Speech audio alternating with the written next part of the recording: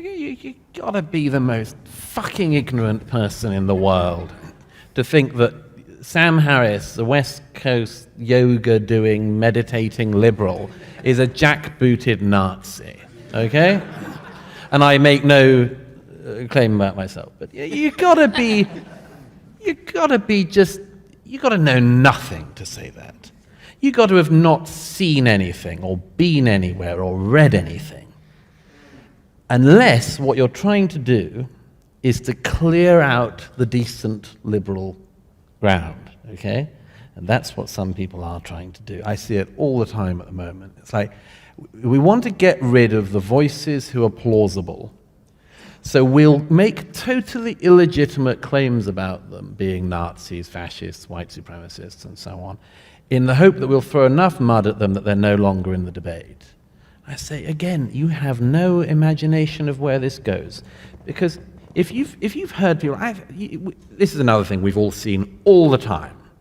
When the mainstream media can run roughshod over somebody's entire life and career, and you see it happen, you become very doubting about the next times you see it happen with people who you don't know about. And one of my things about this is that if you've heard 99 people illegitimately described as Nazis, it's highly likely that you won't believe the 100th time somebody calls somebody a Nazi, and it's possible the 100th time it's a proper Nazi. I saw this once in London, so I won't go on. I saw this once in London at a debate where a really stupid person I knew was sitting beside me in a debate, and somebody stood up and asked a question. And another friend of mine, who was a Labour MP at the time, said, "It's the Nazi lady." Okay. It was somebody who I won't name, but a friend of David Irving's, this person he pointed to.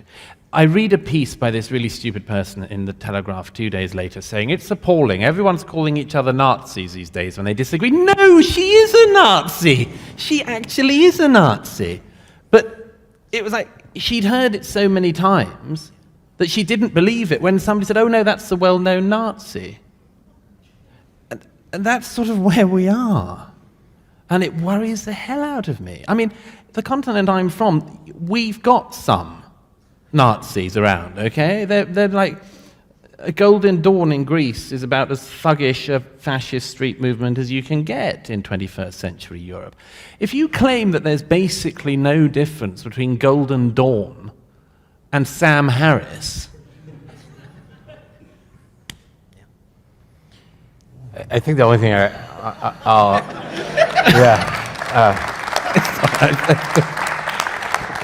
I'm tempted to add nothing, but there's one thing that ties to your question, and no offense to Douglas, but I heard him do it, we all do it. But I keep cautioning people against it anyway, even though I'm prone to it, so it's worth getting out there. Argue honestly and stop pretending that you can read people's minds. yes. When I'm as pro-choice as you are going to find, I've debated it, I will call the other side anti-choice, and I will demolish their views that I think are actually harmful. But my wife and some of her friends had previously said, the anti-choice people, they just want to control women's bodies, they just want to control sex, they just want to punish women for having a vagina, a uterus, sorry. Boy, I can't believe I got that wrong. It's not my area. Yeah. So cheers. And I said, don't do that. What you should do is say exactly what the truth is, which these individuals want to implement policies that would have the effect of controlling sex and making women slaves to their biology, et cetera. That doesn't have to be their motivation. Their motivation could be, we want to make sure that every living thing lives forever. And if you misrepresent what their actual motivation is, they get to dismiss you immediately. In the same way that when Jordan Peterson or somebody tells me that I don't actually not believe a God exists, I get to dismiss them because I know me enough to know that they're wrong about that. And so if you stop pretending you can read people's minds and stop pretending you know what their motivations are and instead talk about what they're actually doing and the consequences of those actions, I think you will get a lot farther.